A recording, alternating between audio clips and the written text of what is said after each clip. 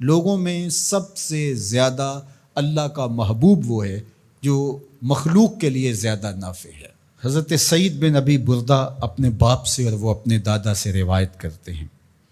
کہ آقا کریم علیہ السلام نے ارشاد فرمایا علی کل مسلم صدقہ، ہر مسلمان کے اوپر لازم ہے کہ وہ صدقہ کرے۔ تو ایک شخص نے عرض کی کہ اگر کوئی شخص اس کی استطاعت نہ رکھتا ہو تو پھر وہ کیا کرے؟ فرمایا کہ وہ اپنے ہاتھ سے کوئی مزدوری کر لے اور اپنا پیٹ بھی پالے اور اس میں سے کچھ بچا کے اپنے ضرورت مند بھائیوں کی مدد کرے۔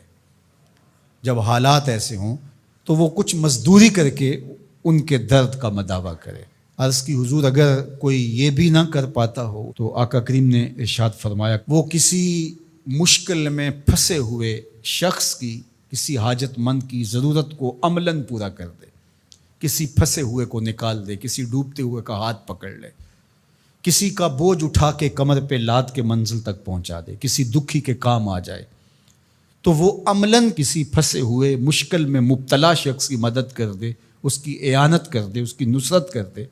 تو یہ بھی اس کا صدقہ ہے۔ کیلا حضور سے عرض کیا گیا ارأیت ان لم یستطع، اس میں اتنی سخت بھی نہ ہو کہ کسی دکھی کا ہاتھ پکڑ کے کسی مجبور کی مدد کرے، اگر اس کے پاس یہ طاقت بھی نہ ہو تو آقا کریم نے ارشاد فرمایا قالا یامر بالمعروف او الخیر، وہ نیکی کا حکم دے، اچھائی کی تلقین کرے۔ وہ ترغیب تو دے سکتا ہے، لوگوں کو بتا تو سکتا ہے کہ فلاں گلی میں ایک فاقہ زدہ شخص زندگی اور موت کی کشمکش میں ہے، لوگوں اس کی مدد کو پہنچو۔ وہ دہائی تو دے سکتا ہے، وہ شور تو مچا سکتا ہے، اپنے بھائیوں کی مدد کے لیے لوگوں کو تحریض تو دے سکتا ہے، ترغیب تو دے سکتا ہے، ابھار تو سکتا ہے۔ پھر عرض کی گئی ارأیت ان لم یفعل، کہ حضور اگر وہ یہ بھی نہ کر سکتا ہو تو آقا کریم نے ارشاد فرمایا اس کا وجود کسی کے لیے شر کا ذریعہ نہ ہو، اس کا وجود کسی کے نقصان اور ضرر کا سبب نہ ہو، فرمایا فإنہا صدقہ، اس کا یہی صدقہ ہے۔ کسی کو سکھ نہیں دے سکتا تو دکھ نہ پہنچائے، کسی کی مدد نہیں کر سکتا کسی کو دھکا نہ دے، کسی کی خیر خواہی نہیں کر سکتا تو بدخواہی کا مزاج چھوڑ دے، تو یہی اس کا صدقہ ہے۔ اللہ اکبر۔ تو اللہ کے محبوب علیہ السلام نے ہمیں ایک لائحہ عمل دیا، میں اور آپ دیکھیں کہ ہم ان میں کس مقام پہ کھڑے ہیں۔ اللہ نے اگر ہمیں مال فراواں عطا کیا ہے ہماری ضرورت سے زیادہ تو ہمیں اس میں سے صدقہ کرنا چاہیے، دل کھول کے صدقہ کرنا چاہیے۔ حضور علیہ السلام نے 3 چیزیں قسم کر کے کہیں کہ میں محمد صلی اللہ علیہ وآلہ وسلم اللہ کی قسم کر کے کہتا ہوں ما نقصا مال عبد من صدقہ، صدقے سے مال کبھی کم نہیں ہوتا۔ اور سنو اللہ کے محبوب کیا فرما رہے ہیں، اور میں ان لوگوں کے نام اپنی محبتیں پیش کرتا ہوں جو اس وقت میدان عمل میں موجود ہیں اور گرم موسموں کے تھپیڑے گوارا کر رہے ہیں اور اپنے بھائیوں کے ساتھ مشکل کی اس گھڑی کے اندر، مصیبت کے ان لمحات کے اندر کھڑے ہیں۔ مفلوق الحال لوگ اپنی غربت، لاچاری، بیماری، بھوک، ننگ افلاس کی وجہ سے بعض اوقات تہذیب بھی کھو بیٹھتے ہیں، لیکن اس کے باوجود اس پہ صبر کرنا اور ان سے الجھنے کی بجائے ان سے محبت اور شفقت سے پیش آنا۔ ہمارے 3 کارکن زخمی ہو چکے ہیں،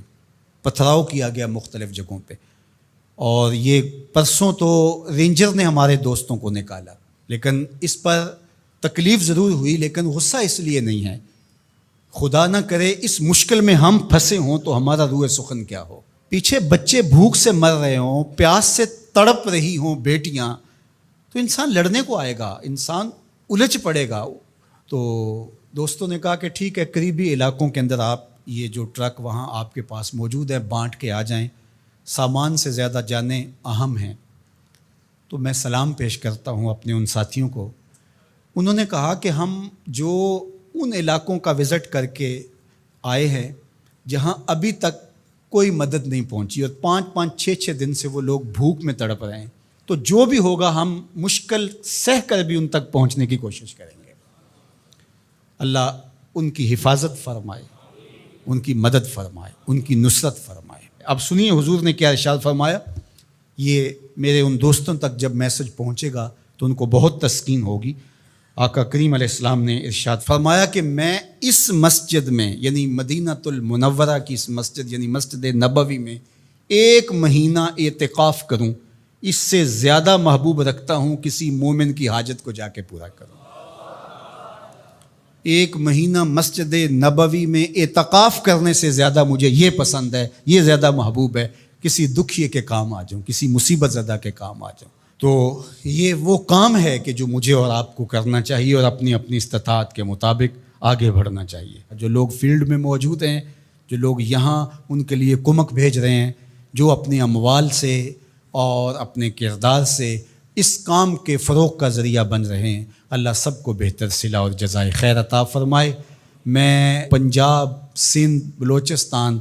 اور KPK کی پولیس کا بھی شکریہ ادا کرتا ہوں، بہت جگہوں پہ انہوں نے ہماری مدد کی، اور رینجر کا شکریہ ادا کرتا ہوں جنہوں نے بہت جگہوں پر ہمارے کارکنوں کو حفاظتی حصار فراہم کیا،